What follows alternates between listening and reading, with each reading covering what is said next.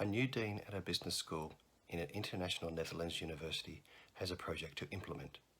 For this project to go ahead, he needs to first free up funds. He has decided that the best way to do this is to assign this as a task to the school's teaching director. Leadership from the dean has provided a single clear goal: free up money for the project by making cuts within the school. This will then allow the project's vision to be realised. 4 options have been identified to free up funds, so the financial targets can be met. Where a blend of 2 of these options will be recommended to the dean, which will be explained later in the case study. It is expected that there will be resistance to these recommendations because the business school has close ties with the unions, which do not welcome changes where careers and money are at risk. The dean has imposed a short time constraint for the recommendation to be submitted, which is expected to take 18 months for the school's staff to be fully on board with the changes. Due to the democratic nature and culture within the business school, there is expected to be resistance to change from the primarily older, more traditional and native Netherlands academics. There is also expected to be willing participants for the changes from the high percentage of international and younger academics. Overall, the goal is for the recommendations to not only be successful, timely implemented, yet to cause as little friction as possible with the unions and staff of the school. So how should Will approach this? We recommend 3 key actions for Will to commence immediately to meet the timeline by mid-January. First, we recommend Will build self-leadership before engaging with the rest of the university. In order to influence others, it's critical to lead yourself. This forms the foundation of other leadership skills. Will could quickly achieve simple self-leadership by both building self-awareness and then using this knowledge to make some of his leadership decisions. We recommend Will ask himself, what are his personal values? And what type of leader does he want to be? For quick feedback, he could complete the IP NEO self-assessment online survey today. To apply the 70-30-10 rule of leader development, Will should reflect on these answers with a trusted peer. Then use this information to make one practical change to his leadership approach this week that is more aligned with his values and the type of leader Will wants to be. This way, he's learning by doing. Secondly, we recommend Will adopt behaviours consistent with transformational leadership. A transformational style is appropriate in this situation, opposed to a direct approach, because Will needs to lead people through uncertainty and likely resistance. He'll require extra effort from them. Will needs to leverage his established referent power because he lacks legitimate or reward power in this instance. Specifically, to demonstrate transformational leadership, Will needs to be clear on his values and communicate them to others, model the way. He'll need to be clear on his purpose and enlist others to his vision, inspire to share vision. And most challengingly, will be his ability to strengthen others by allowing them to make important choices, enabling others to act. We'll talk about enabling others shortly. Third, we recommend Will choose a blend of options 1 and 4 in order to make the solutions as achievable as possible. That means for option 1, we would ask teachers to self-nominate who would teach extra classes.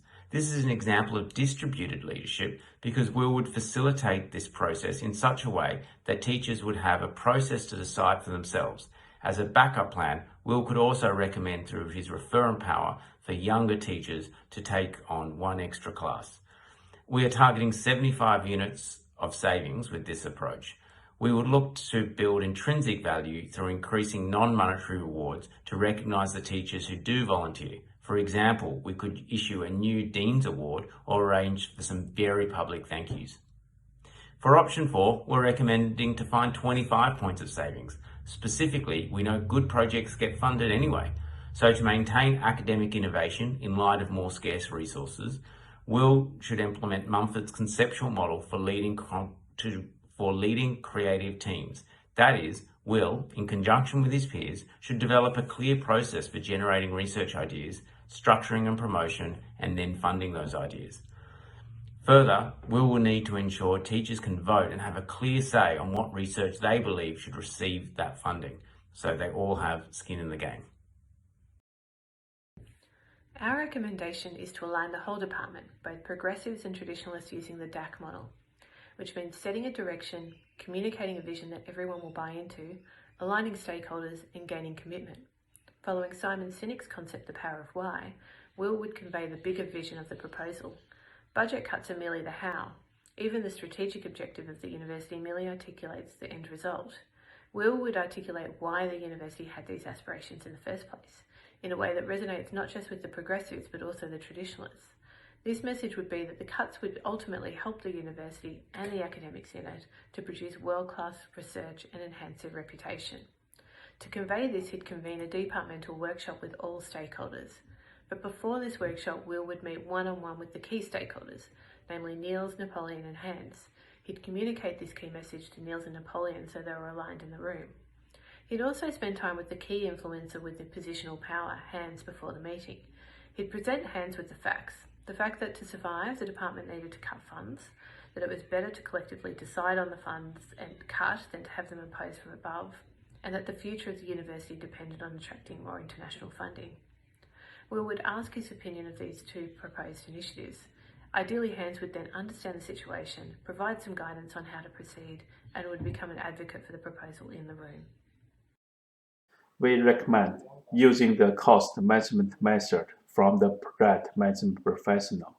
We also recommend setting the baseline for project costs to keep costs under control, keep the budget on track, and prevent going over the budget. The cost comprises three parts: fixed cost, unexpected cost, and the continuing cost. The first part is the fixed cost. That includes the cost for contract termination, training, and general administration. We also want to include some unexpected costs, and this cost may be more than we anticipated. First is some legal fee to dealing with the union. Next is the cost of strikes if they go on. The continuing cost involves a public price based on students' satisfaction, which will be potentially increasing the public's recognition on our university. Napoleon will cover the fixed cost and the unexpected cost.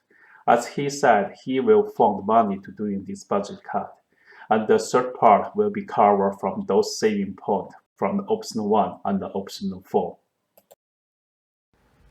In summary, we recommend that we'll pursue a hybrid approach of option 1 and option 4. Essentially, it is expected that some staff members will volunteer to teach extra classes, and we will remove funding for all research at this point in time. This will allow for the reallocation of the funding as per the Dean's objectives in making the university the best performing institution in the Netherlands. We have ensured against the risk of one solution not delivering the expected financial gains by creating a hybrid, diversified approach. Our recommendations involve inspiring self-leadership in the team and distributing the leadership and responsibility for the university's longer-term goals over the entire staff. An integral part of putting forward our solution is embedding the reasoning for the budget cuts in the framing of the recommendation to not only the Dean, but to the teaching staff. The empowering of academics to volunteer to teach classes inserts the value of commitment into the staff. They are buying into their organization's objectives and are intrinsically motivated to contribute. The reduction of the research grants must be communicated in a manner that transparently outlines the reallocation of funds. Also, providing support in obtaining external research funding will ensure ethical leadership in times of hardship for the team. Our leadership is centered around deep commitment through transformational leadership and inspiring a shared vision which enables sacrifice in the team.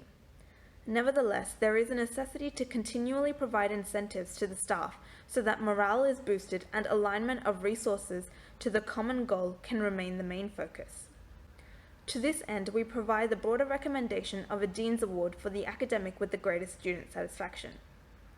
Moreover, going forward, we highly endorse transparency in the leadership team and communications as a major focal point. There will be a downturn in morale as a result of decreased funding and greater work for no extra pay. It is absolutely critical to work to rebuild the trust in the academic staff by ensuring early communication of leadership goals and decisions, as well as continuing to instill the shared vision and goal of becoming the best university in the Netherlands.